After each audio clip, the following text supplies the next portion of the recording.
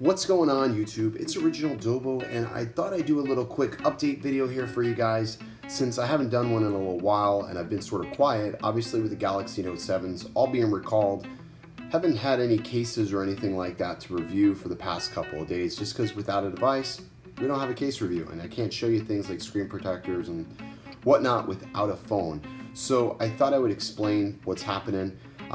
So currently, as you all know, if you've watched the videos, I went back to Verizon, returned my Galaxy Note 7 Friday the 2nd of September, and they didn't have any replacements. So with no other options, I should have went with a Moto Z as a replacement just because I think it's a better device at this point.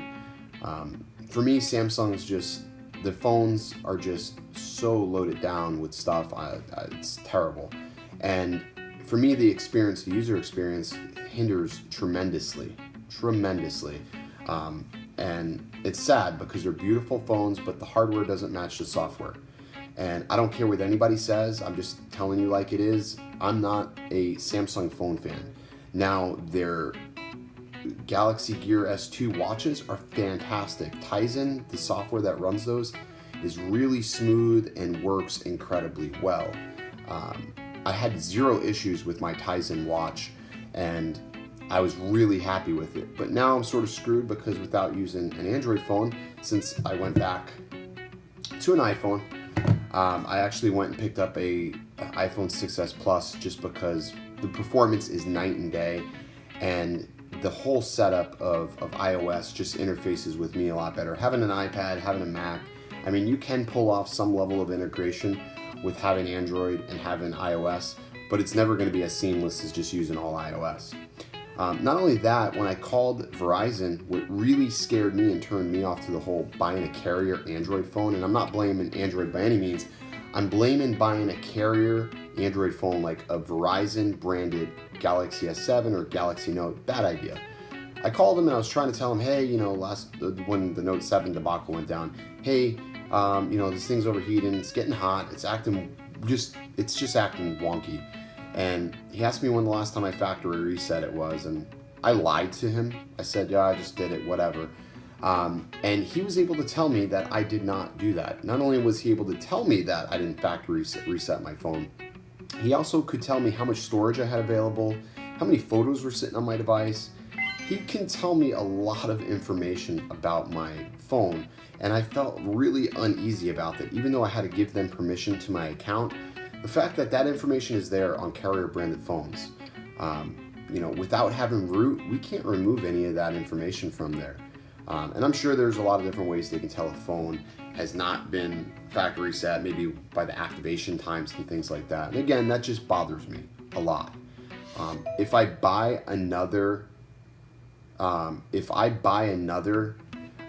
device for Verizon, I am going to buy a Google Nexus or Pixel or whatever the hell it's called. Do not buy phones directly from any carrier if they have the ability to do that. I think that's terrible that they can even tell us that, and it just turned me off from the whole carrier Android experience. I really hope that the software catches up to the hardware, because Android's going to be super fast, super dangerous the minute that does. And that's really where iOS is kicking Android's ass as far as smoothness and the ability to seamlessly integrate things. Granted, you don't get the level of customization, and sometimes for me, boring is just better. And I think as far as my daily driver goes, I'm just going to stay using the iPhone. So right now, I am selling my Galaxy Gear S2. I'll put a link in the description below because it's a great watch. I really do love the watch. There's just no iOS support right now, and it sucks because I would totally use that watch. I love the ability to leave it remote and use it, but it's just not practical at this point. So definitely getting rid of that, selling that for a stupid price. But yeah, I'm just, the whole Note 7 thing really pissed me off. And then Verizon's response and what they're able to do with our devices, why Android is the dumping ground for carriers is beyond me. I really wish Samsung would tell them to piss off and stay out of people's privacy. Don't sacrifice privacy over selling me ads and things like that. That pisses me off. So that's my little rant, my little video. I am back on iOS. I am going to be selecting a winner tomorrow for the... Where is it?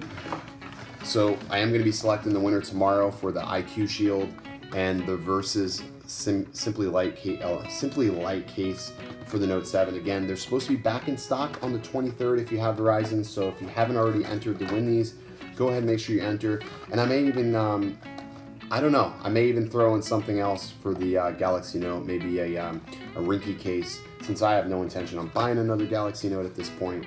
I'm just, the whole situation with Verizon turned me off of it, so maybe another time, another life, I don't know. But I'm Original Dobo. We'll catch you in the next one. See you.